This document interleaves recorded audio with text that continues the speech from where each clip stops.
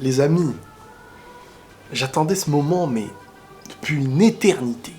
Est-ce que vous vous rendez compte de l'épisode qui est passé, qui est diffusé au monde entier? La semaine dernière, j'ai dit historique, dans l'histoire. Mais là, on assiste à un retournement de situation digne des plus grands moments. Alors je me répète, j'ai l'impression de dire ça à chaque fois, mais je vous promets, les gars, l'épisode était beau. Les émotions, elles sont passées, elles ont été transmises. Mappa, elle nous met une tarte à la tronche. Ils sont en train de nous dire les épisodes que vous attendiez. Pour ceux qui ont lu le manga, vous qui pensiez que ça allait être gâché. Non. On a pris ça en main. Et je vous dis chapeau. Je vous dis chapeau comme quoi, en fin de compte, c'était peut-être pas le temps qui manquait, ou enfin je sais pas, je me pose la question. Il y a trop de trucs dans cet épisode, les gars. Je vous promets, il y a trop de trucs. Alors avant de rentrer dans l'ordre chronologique de l'épisode et analyser chaque chose, on va revenir sur plein de petits trucs. Déjà, il faut comprendre la fin pour analyser l'épisode. La fin de l'épisode, nous montrer un truc de barjo. On rentrera dans les détails comme je vous ai dit dans l'ordre chronologique, mais on est obligé d'en parler. Est-ce que vous vous rendez compte? On va revenir sur Eren Kruger qui donnait la mission à Grisha. Donc là, on était en train de se dire, c'est Eren Kruger qui donnait la mission à Grisha d'aller à l'intérieur des murs et tout. Sauf que l'élément qui vient nous dire que c'était pas spécialement Eren Kruger qui était à l'initiative de ce plan, c'est la phrase du souvenir. Si tu veux sauver Mikasa, Armin et les autres. Et là, dans cet épisode, on apprend que le titan assaillant est un titan qui permet d'une certaine manière de voir un peu l'avenir à travers les souvenirs du successeur, celui d'après. Donc tu vois ce qu'il y aura après, mais celui qu'il y aura après, à la fois pour Eren Kruger et à la fois pour Grisha, on en revient à Eren. Donc là, on est en train de comprendre que le plan autour de l'assaillant se base sur Eren, sur le Eren, d'une certaine manière, de souvenirs futurs qui te mènent à travers les missions faites par les anciens assaillants à ce qui est censé être fait. Et ça sent pas bon, parce que quand on voit Grisha ce qu'il dit... Bref, épisode de fou. Épisode de psychopathe du foreshadowing. Et ça, l'attaque des titans nous met toujours une claque là-dessus. Mais un autre truc.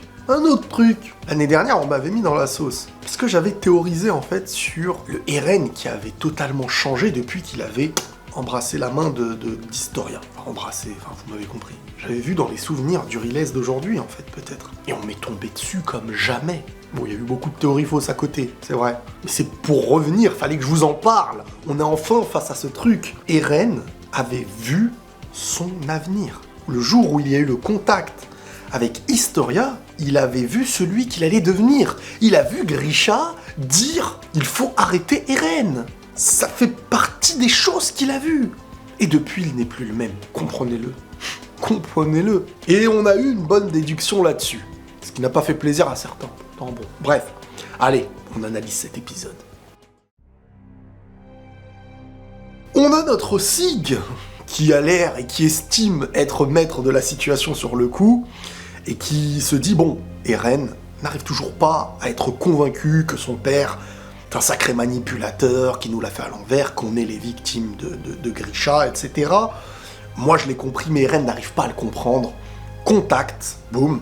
Lui qui pense avoir le pouvoir maintenant originel et avoir maîtrisé le truc, il envoie Eren et lui-même dans les souvenirs du passé. Alors là, on est en train de se dire, mais comment c'est possible, ce truc-là? On est sur un contact sans royal et originel, hein, tu fais ce que tu veux. En plus, t'es dans l'axe. Donc, on peut donner une notion assez magique à ça. Tu fais ce que tu veux. Le temps n'existe pas. Hein, à la fois, il peut passer une éternité et t'es dedans. À la fois, il peut passer un court instant. Donc, c'est intéressant. Hein, ça peut même lancer les théories chronologie, timeline. Il peut y avoir 1 million de choses à pouvoir penser à travers l'axe et ce qu'on peut y faire et ce qu'on y fait, etc. À la fois, quand t'es en train de mourir, tu y apparais. Mais de dedans, tu peux apparaître ailleurs, et puis... Bref, Sig envoie Eren vers un passé, et tout au long de cette enfance, il essaye de lui faire comprendre que Grisha aura été le mauvais papa, et c'est surtout à travers ce que lui a pu connaître de Grisha, il se dit, bon, je vais lui mettre face à ses yeux ce qu'est vraiment Grisha. Donc là, tu te rends compte que Sig, d'une certaine manière, il est même pas dans la volonté de manipuler. Il est pas dans la volonté de manipuler Eren, il est dans la volonté d'aller lui montrer. Il se dit, la vérité, c'est celle-ci. Il n'y en a pas d'autre. J'ai vécu avec lui, je sais ce qu'il a fait. Donc on voit vraiment un Sig qui a l'air de tenir à Eren. Un Sig qui veut vraiment aller au bout du truc de bon cœur. Parce qu'il estime sur le moment qu'il a l'originel, qu'il peut utiliser ce pouvoir, mais sur le coup, il ne l'utilise pas. Il se dit, non, je vais d'abord emmener voir Eren. Je vais d'abord emmener Eren voir tout ça. On est vraiment sur un sentiment. Quand on voit Eren regarder certaines scènes, on a vraiment je vais pas dire une remise en question, parce qu'Eren, on comprend bien que sur le coup, il est dans tout sauf de la remise en question dans ce genre d'épisode, mais il constate des choses avec une sensibilité qu'on nous montre à moitié, mais que les regards appuyés sur certaines scènes nous font bien comprendre le truc. Et si que c'est l'inverse, on est vraiment dans cet épisode, dans un truc qui commence en haut pour certains et qui finit en bas, et qui commence en bas et qui finit en haut. Le début d'Eren dans cet épisode-là, il est en train de regarder un petit peu comme la victime de son histoire, certaines choses, certaines tristesses de certains moments, et il finit en haut comme le méchant presque, celui qui a tout contrôlé. Et de l'autre côté, on a Sig qui au début commence en haut, en mode je vais te montrer, tu vas voir, truc, et petit à petit, au fur et à mesure du passé, il apprend par rapport à Grisha des choses. Et à la fin, il finit au sol, quoi, carrément. Donc vraiment, le retournement psychologique de l'épisode, il est hors norme, mais on rajoute à ça la main d'Historia, d'Eren qui a vu tout ça, c'était explosif. Donc, on voit que Grisha, dans le passé, à travers sa position de médecin, il a réussi à s'infiltrer à l'intérieur des murs, comme Eren Kruger lui a dit, à travers les souvenirs du futur. Et donc, Grisha, à travers son rôle de médecin, son travail, il a décidé d'enquêter et de se rapprocher de plus en plus du roi parce que sa mission, on la connaît. Et là, Eren essaye d'aller un petit peu dans le sens de Sig qui va à tout prix lui montrer un Grisha méchant. Et là, Eren lui dit « Car ce père indigne ne veut que le renouveau d'Eldia, quitte à laisser sa famille mourir pour ça. Mes illusions sont brisées. J'avais tout faux. Je n'aurais jamais dû naître. Voilà, l'emprise est rompue. » Mais d'une manière où personne ne le croit quand on voit le truc.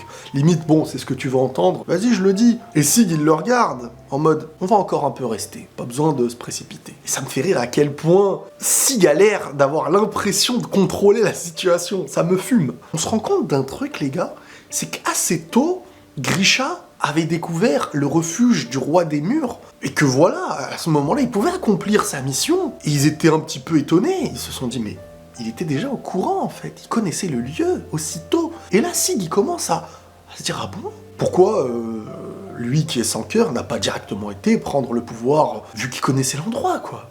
Et donc, Sig, qui est dans le comparatif d'un père Grisha qu'il a connu, il voit quand même un parallèle, mais qui n'est pas très parallèle, en fait. Il voit une certaine différence entre le Grisha assez sévère, qui n'offrait aucune liberté à Sig, enfant, et au père qu'il était avec Eren.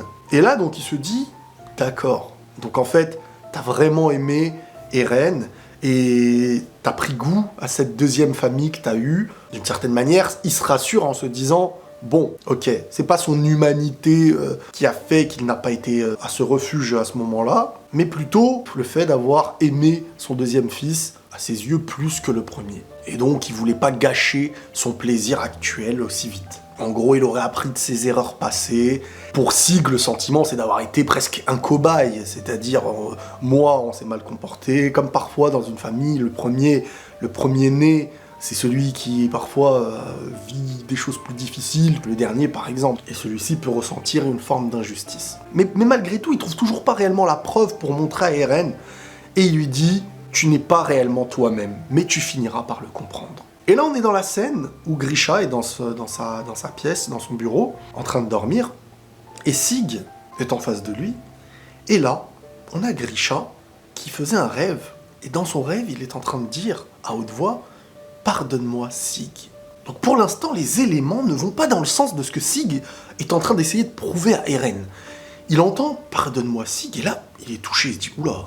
Un Grisha entre le sommeil et le réveil qui a l'air de voir Sig un court instant. Comme si le sommeil dans lequel il était, à la fois le petit moment où il se réveillait, faisait qu'il restait encore dans ce monde où son âme n'est plus réellement à l'intérieur de son corps et qu'il peut voir à travers le monde invisible, d'une certaine manière, le monde dans lequel se trouve actuellement Eren et le Sig futur adulte. Et un court instant, il a eu l'impression de le voir, comme si vraiment, à travers l'axe, et les Eldiens, ce qu'ils sont, tout est lié, tout est mélangé, et que sur un petit instant, il a pu voir à travers le temps, mais aussi à travers le monde invisible. Mais il l'a bien vu.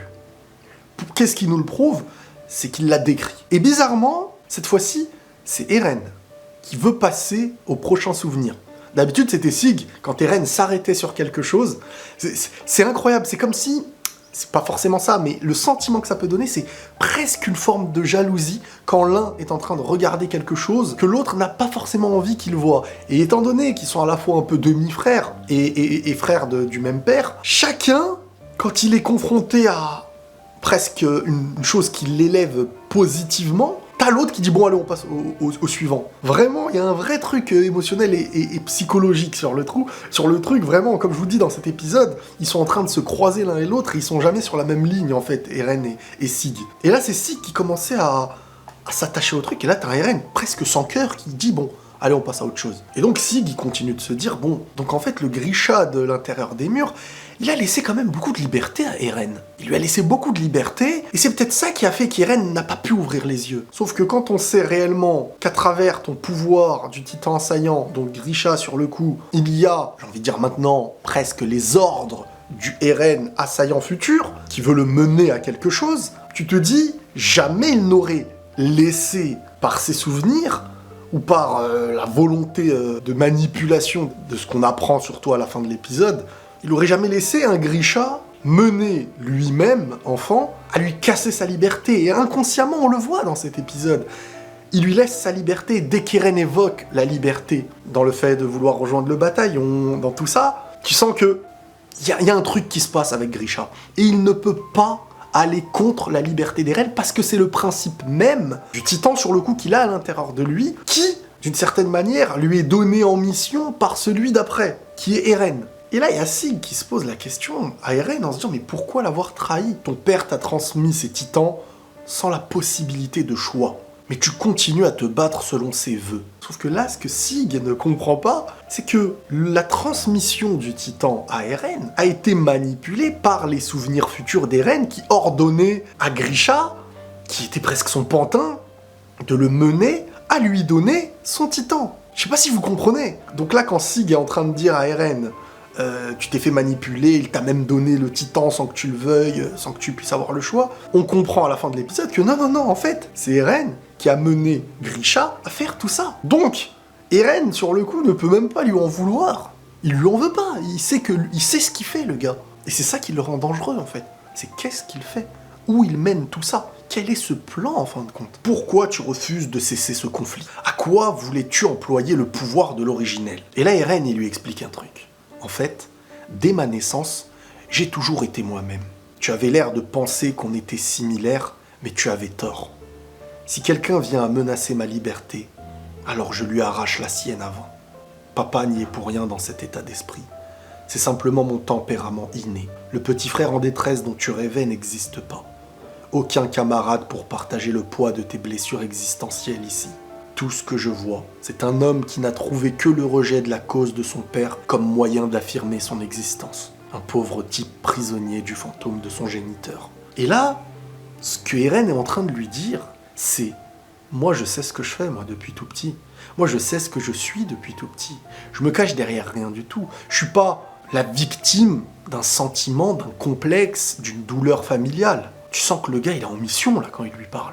Tu sens que le gars, il est presque lucide à faire flipper. Et il est en train de montrer Sig du doigt en disant « Toi, tu essayes de te trouver des raisons. Tu es victime sentimentalement d'un échec familial d'une certaine manière et tu essayes d'être le protecteur, le grand frère protecteur d'un petit frère qui serait perdu comme toi, tu es aujourd'hui perdu. Et tu essayes de te trouver des prétextes.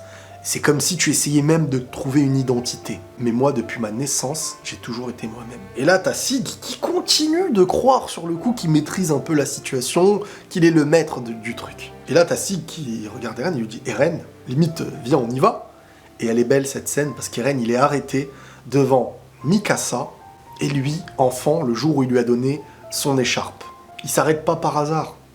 Cette scène-là, tu peux pas dire il n'a aucun sentiment pour Mikasa, il s'en fiche. Il s'arrête devant la scène, devant lui enfant qui est en train de rougir un petit peu devant Mikasa. Le lien qu'ils ont tous les deux, on voit qu'Eren aujourd'hui, il se retrouve face à cette scène et il se passe quelque chose. On a la scène qui est hyper intéressante pour certaines choses, les amis.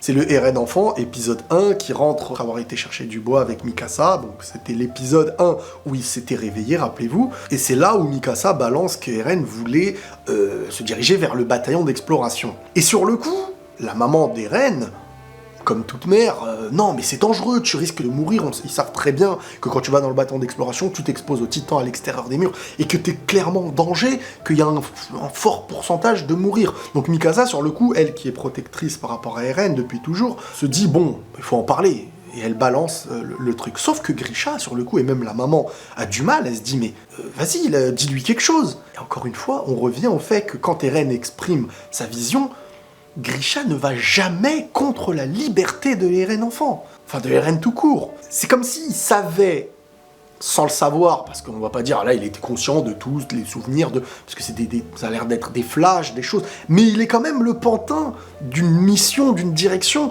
qu'il ne peut pas rompre. Il peut pas rompre l'avenir du Eren enfant. Donc, le fait d'avoir en lui le titan assaillant lui empêchera, par ce pouvoir lui-même, d'aller contre la mission de ce que Eren veut conclure dans la suite avec ce titan assaillant. Donc, bizarrement, jamais il n'ira contre le truc, et limite il l'acceptera. Au point où, au moment où il était en train de sortir pour s'en aller, et c'était la dernière fois qu'on allait revoir réellement Grisha au présent, le gars nous dit, comme si ce que Eren lui avait dit l'avait éveillé à le pousser encore plus à en savoir, à cette liberté. Il lui a dit, quand je reviendrai, je te montrerai ce qu'il y a dans ma cave. Donc là, il allait tout balancer à Eren. Je te montrerai ce qu'il y a dans ma cave. Sauf que le moment où il a la clé, on a tous été revoir le manga, il ne regarde pas le petit Eren. Il a l'air de regarder ailleurs, avec un regard en plus assez froid. Donc là, tu te dis, pourquoi il est autant... voilà, c'est pour nous mettre un suspense, peut-être, truc et tout. Et on apprend dans l'animé qu'en fait, il était face au Eren adulte. Donc là, on se retrouve face à un truc de barjo, 2009 ou je sais plus quelle année par le passé, plus de 10 ans en arrière, ou dans les environs, on te pousse encore à aller revoir en arrière, parce que cette chronologie n'en est qu'une, en fait. C'est ça qu'il faut comprendre. C'est que ce qu'on voit dans cet épisode, Grisha à la fin, Eren, tout cet acte-là, c'est, j'ai envie de dire, si on avait une caméra dans la saison 1, et qu'on allait voir ce qui se passait au moment où Grisha pétait les plombs après avoir fait ce qu'il a fait dans le refuge du roi des murs, à la fin, et qu'il est en train de crier « Eren, j'ai fait ce qu'il fallait » et tout, si on avait une caméra en saison 1, on l'aurait vu. C'est pas quelque chose qui a eu lieu après, dans une deuxième ligne du temps. Non, tout a eu lieu dans la même ligne du temps, dans ce qu'on est en train de voir là. Et c'est ça qui est complètement fou, et c'est ça qui est énorme. Et c'est ça qui fait que quand on revient dans le manga, on revoit le truc d'une autre manière. Et on se dit, tiens, à ce moment-là, il y avait ça. Tiens, en fait, nous, on voyait sans voir. Et là, vous imaginez bien qu'il va falloir sortir des petites choses qui laissent un petit doute. Le Eren qu'on est en train de voir, enfin, le personnage qu'on est en train de voir en second plan à chaque fois, là, en saison 1, est-ce que vraiment Isayama avait pu prévoir ça? Bon, des fois, au niveau de la coupe, c'est peut-être pas pareil, mais la tenue, c'est quand même assez ressemblant. Le mec était... C'est complètement fou. Le Eren du futur, adulte, aurait été présent dans des clins d'œil montrés en saison 1, mais d'une chose qu'on n'aurait jamais pu deviner, en fait. C'est pas possible, on te met qui on veut devant tes yeux. C'est pour ça que je vous dis à chaque fois, arrêtez de crier au spoil quand volontairement il nous est montré quelque chose. Ça fait partie de la volonté de l'œuvre de nous montrer, que ce soit à travers un générique, un ending ou ce qu'on veut. Ne vous cachez pas, cachez-vous des spoils des gens, de ce que vous voulez, mais de ce qu'on vous montre, ça fait partie de ce qu'on a envie de vous montrer à tel moment. Parce que vous ne saurez jamais, et vous ne pourrez être jamais convaincu, si ce n'est par la bouche de quelqu'un qui vous dit « Attention, c'est du spoil ». Sinon, vous ne serez jamais convaincu. Vous allez vous dire « Bah donc, ça veut dire que ça a lieu, ça veut dire que ça n'a pas lieu, ça veut dire que c'est pour la beauté du truc ». Tu te poses des questions, tu enquêtes, et l'attaque des titans te pousse à toujours te poser des questions. Bon, maintenant, c'est comment interpréter ces scènes? Comment interpréter l'axe? Qu'est-ce qui fait que Grisha du passé arrivent à voir un Sig du futur, par exemple, ou un Eren du futur par rapport à cette scène. Certains se diront, c'est des flashs. Certains se diront, c'est comme voir un fantôme.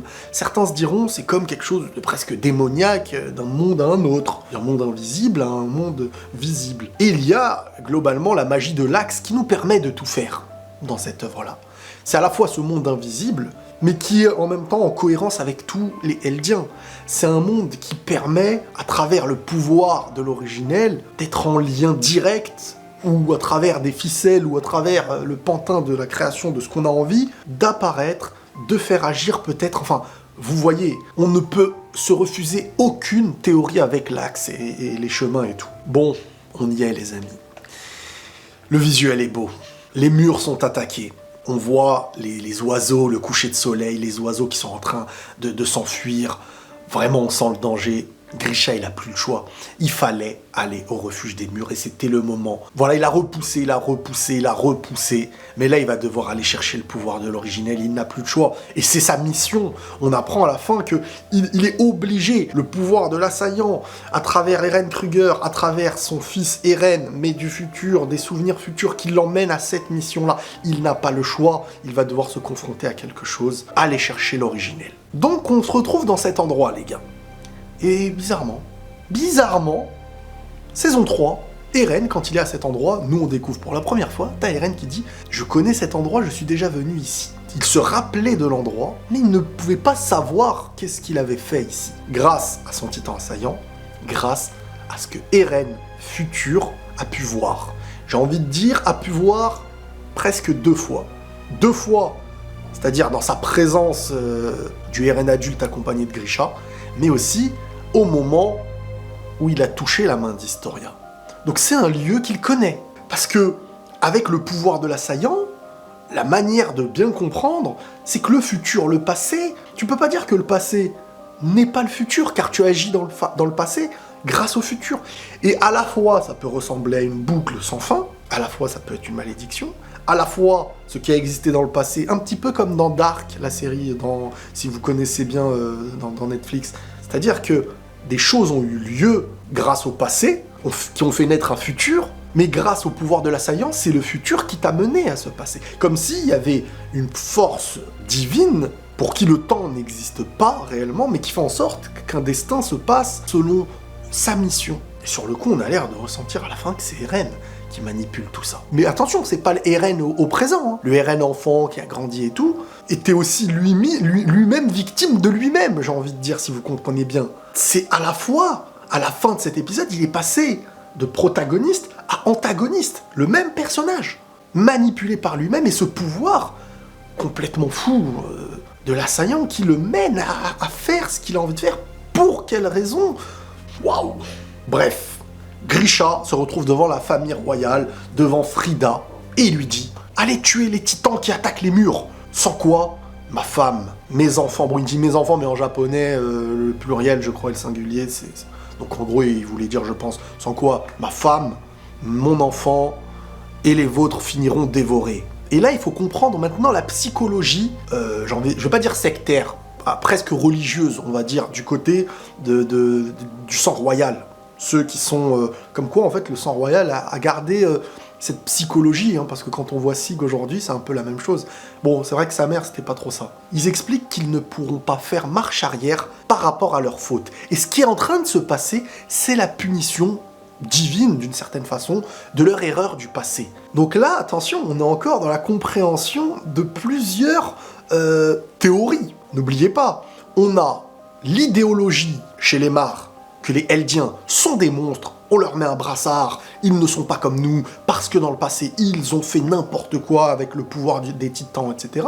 Mais on a la résistance. Là où il y avait la mère de Sig, Dina, et Grisha, et leurs amis, la résistance qui disait non, en fin de compte, on a découvert dans des manuscrits que le pouvoir des titans avait été utilisé pour faire le bien, pour faire de bonnes choses. Et là, on a maintenant la vision du sang royal au présent qui est en train de dire on a fait par le passé des crimes innombrables.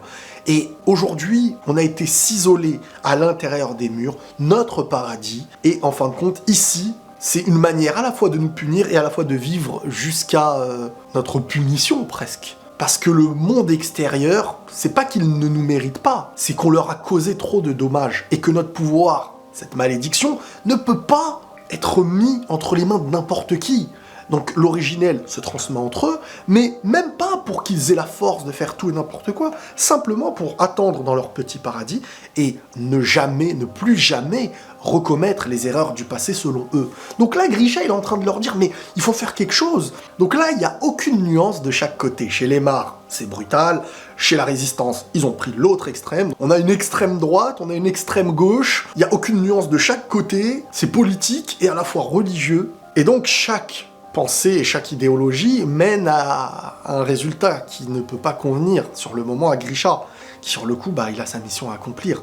Il se dit, mais comment vous pouvez dire à ceux qui vont se faire dévorer là par les titans qu'ils ont été coupables alors que vous leur avez fait oublier la mémoire avec le pouvoir originel. Vous leur avez fait oublier, maintenant ils vont accepter de se faire tuer comme ça sans aucune raison. Et là t'as Frida qui continue à lui dire, on a fait des choses par le passé et on ne pourra pas leur rendre leur mort. Les crimes innombrables de la descendance d'Ymir. Et la seule chose qu'on peut faire au présent, c'est limite d'expier nos péchés, c'est d'accepter ce châtiment. Voilà la philosophie et la pensée, l'idéologie du sang royal à l'intérieur des murs. Et là, t'as Grisha qui dit à Eren, tu m'avais dit avoir vu ce souvenir et avoir été très déçu par notre père. Sauf que, quand on a vu l'épisode, sur le coup, on pensait que Eren était déçu de son père parce qu'il avait commis quelque chose de grave. Sur le coup, il avait tué des innocents, le sang royal, de sang cœur et tout. Sauf qu'en fait, Eren, s'il avait été déçu de son père, c'est pour ce qu'on va voir là. Et le regard que porte Eren, sur le coup, est démoniaque.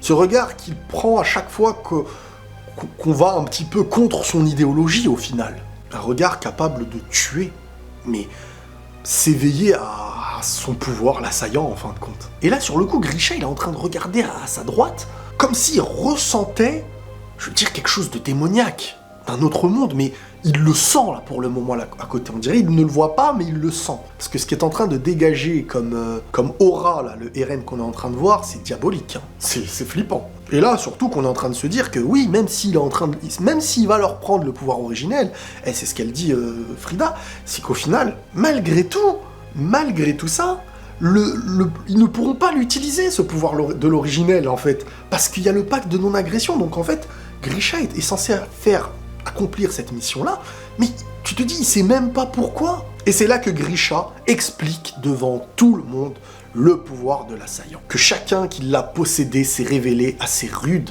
face à toute forme d'autorité. Du moins, face à toute forme qui vient à l'encontre de son avancée et de sa mission. On peut évoquer la liberté, mais ça va plus loin que ça, en fait. C'est comme si t'étais destiné à un truc, et quelque chose vient devant toi pour te dire « Non, on va t'en empêcher ». Tu vas aller au bout de ta destinée. Mais pour ça, il faut la connaître. Et c'est ça la spécificité de l'assaillant. Et donc, il estime, Grisha, que c'est en fin de compte pour lui permettre de contrecarrer la mentalité royale que ses souvenirs le guidaient à cet instant. Comme si la mission de Grisha, en fin de compte, voilà, c'est prendre le pouvoir originel au sang royal et le transmettre à son fils Eren, parce que ce pouvoir originel entre les mains du sang royal est quelque chose d'un peu trop pacifiste qui n'aura aucune utilité, qui ne se défendra pas jusqu'à l'extinction eux-mêmes de leur race. Donc on est face à deux idéologies qui ont existé déjà par le passé. Et c'est là que Sig il dit tiens, je me serais bien entendu avec cette dame quoi. Mais Eren à côté, qui est l'autre idéologie, l'autre extrême. C'est pas accepter de subir, c'est on va piétiner tous ceux qui veulent nous l'empêcher. Et là on nous dit le titan assaillant laisse entrevoir à celui qui le possède les souvenirs du successeur derrière. Autrement dit, il permet de connaître l'avenir. Boum! Boum! Ça c'est la claque. Et ça c'est ce que j'évoquais dans mes théories l'année dernière. J'évoquais quand Eren y pleurait et qu'il avait un sourire en même temps, comme si vraiment il devenait fou, qu'il savait que les choses allaient se passer. Ah là là là là. Quel monde cruel.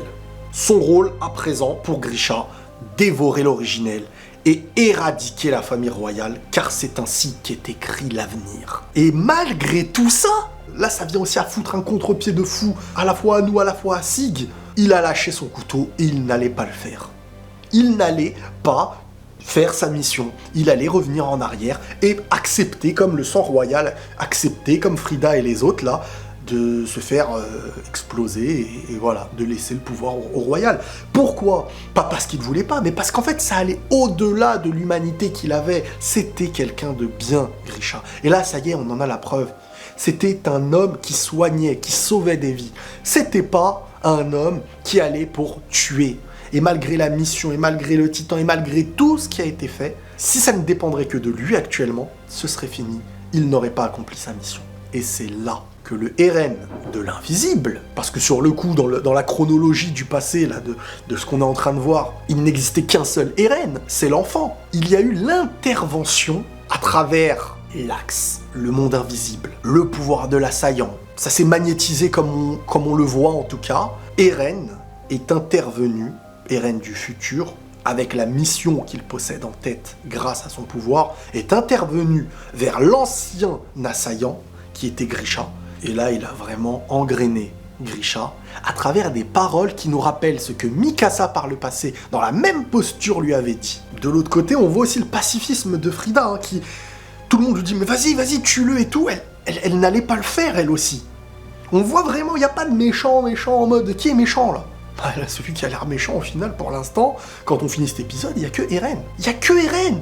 C'est comme si c'était lui au-dessus de tous les autres, en train de les manipuler comme un maître pantin, ou je sais pas comment on dit ça. Parce que Sig, il est victime de son père, il essaye de rétablir quelque chose, mais de manière sincère, en essayant même de sauver Eren, en pensant qu'il a le pouvoir et qu'il maîtrise les trucs. Grisha, qui a une mission de fou qui lui tombe dessus, il essaye d'aller au bout, mais il renonce à la dernière seconde humainement. De l'autre côté, Sang Royal, qui allait accepter leur mort parce qu'ils estiment qu'ils ont commis des crimes dans le passé, qui n'était même pas prêt à aller tuer Grisha sur le coup. Et il y a qui? Il y a Eren. Ah, Eren, démoniaque. Et là, on peut faire vraiment une vision symbolique d'un démon ou d'un diable qui insuffle des paroles à côté de toi pour que tu agisses. Il ne peut pas agir, mais il t'insuffle des choses très puissantes et très malsaines pour que tu puisses agir et commettre l'irréparable. Tu n'as quand même pas oublié ce que tu es censé faire ici. Venger ta petite sœur déchiquetée par les chiens et la mort de tes camarades, de la résistance, de Dina et Kruger. Ils sont tous en train de crier vengeance. Et là, il fait naître en Grisha quelque chose qu'il ne peut pas rejeter en lui. Ses souffrances, ses missions, ses traumatismes, la perte de ses proches. Et il lui dit exactement ce que Mikasa lui avait dit dans ce genre de situation. Tu dois continuer à avancer. 本当にまだ兄と戦うことを躊躇してるんじゃないの。兄が女型の巨人なのは気のせいかもしれないなんて思ってるのか、特別な感情が妨げになってるの。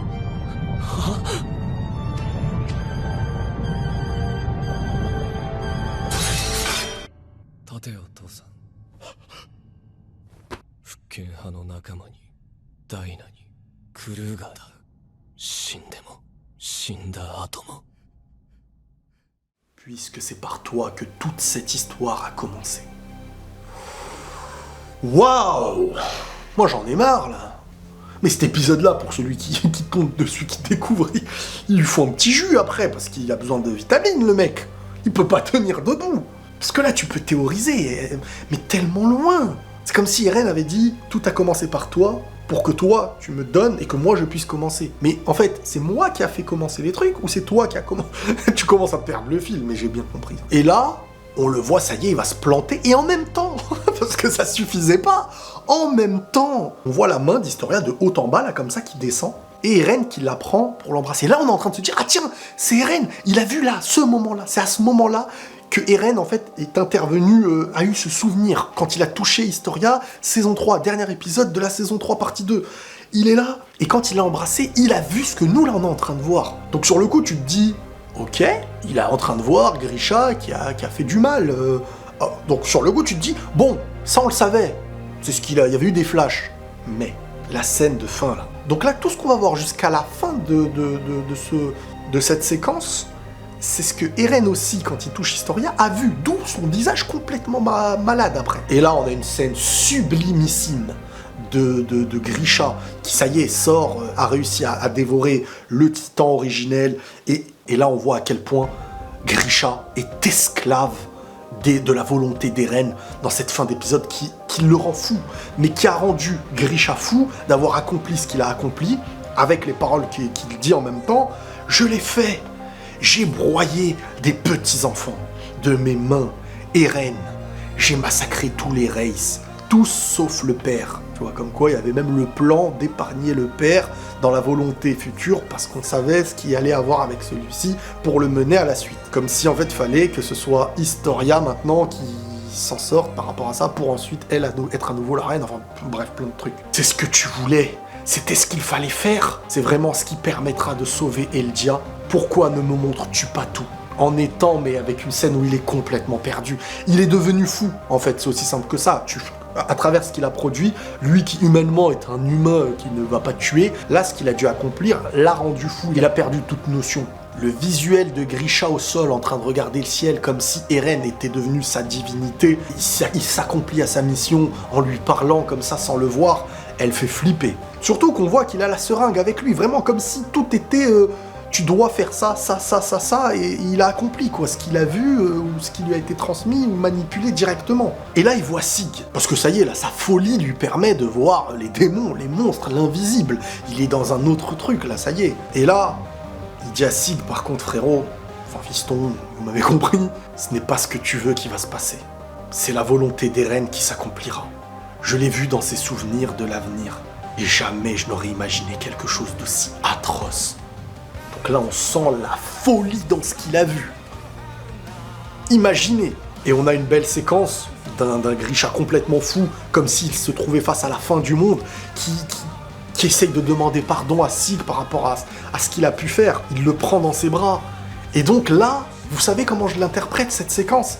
Comme l'infériorité humaine face à une force supérieure dans cet animé.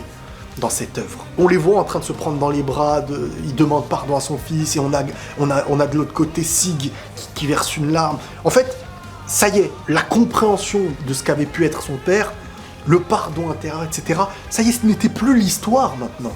Le véritable problème, en fait, n'était pas là. Sur le coup, et juste au moment où il lui dit ces paroles qui sont incroyables, « Sig, je t'en prie, tu dois à tout prix arrêter Eren. »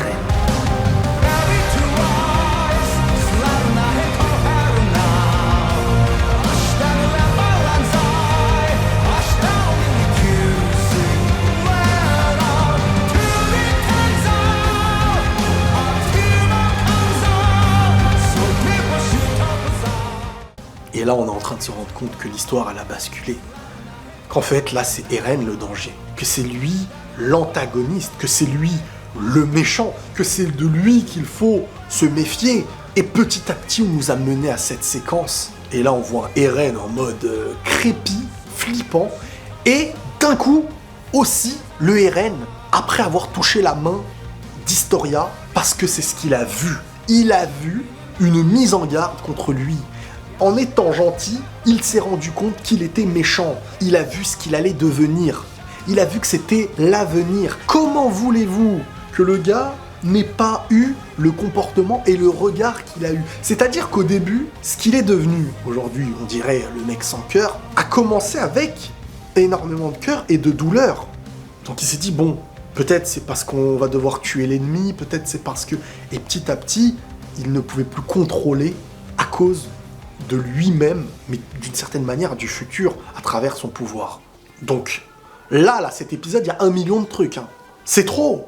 La question de comment c'est arrivé, quel est le point de départ, est-ce qu'il y a eu quelque chose qui a mené à ce que le futur touche le passé, ou est-ce que, instinctivement, le destin était que dans le futur, il impacterait le passé? Enfin, là, c'est trop. Mais moi, c'est ce que j'aime, en tout cas. Ni Sig, ni Grisha n'auront eu une seconde réellement de contrôle sur Eren, parce que, en fin de compte, Eren était le véritable manipulateur de tout ça. Quand tu vois cet épisode, tu te dis, mais purée, quand je revois toutes les autres saisons, en fait, je n'ai rien compris. Mais c'est ça l'attaque des titans. C'est ça Shingeki no Kyojin. C'est ça le titan assaillant. C'est ça Isayama. C'est-à-dire que même quand tu as vu, tu n'as pas vu. Et ça, on l'avait dit par le passé, et on le répète, et on revoit, et on redécouvre. Après, on se dit, ça y est, maintenant je connais. Et tu vas revoir, et tu vas redécouvrir. Et je pense que même en ayant vu le manga, tu vas voir l'animé, tu vas revoir le manga. Tu vas dire, mais attends, c'est quoi ce truc de fou? Et c'est pas pour rien qu'Eren répète qu'il est ainsi depuis sa naissance, et qu'il est né dans ce monde. Comme si, en fin de compte, il n'y avait qu'une mission pour Eren du début à la fin. Le début manipulé par la fin, par celui qui voulait la fin. Moi, je peux rien dire. Moi, je suis ailleurs. Moi, quand je vois un épisode comme ça, je pète les plombs. Pouvoir vous en parler, c'est une chance. Donc, merci. Merci. Mais il fallait bien comprendre un petit peu le déroulement du truc parce qu'il y a 1 milliard de choses. Et à la fin, on les voit dans l'axe. Et on voit Eren avec un regard et un Sig au sol impuissant. Donc là, on a compris que Eren a repris le dessus, mais que Eren, en fait, aura presque toujours été au-dessus, malgré ce que lui-même était victime par le passé.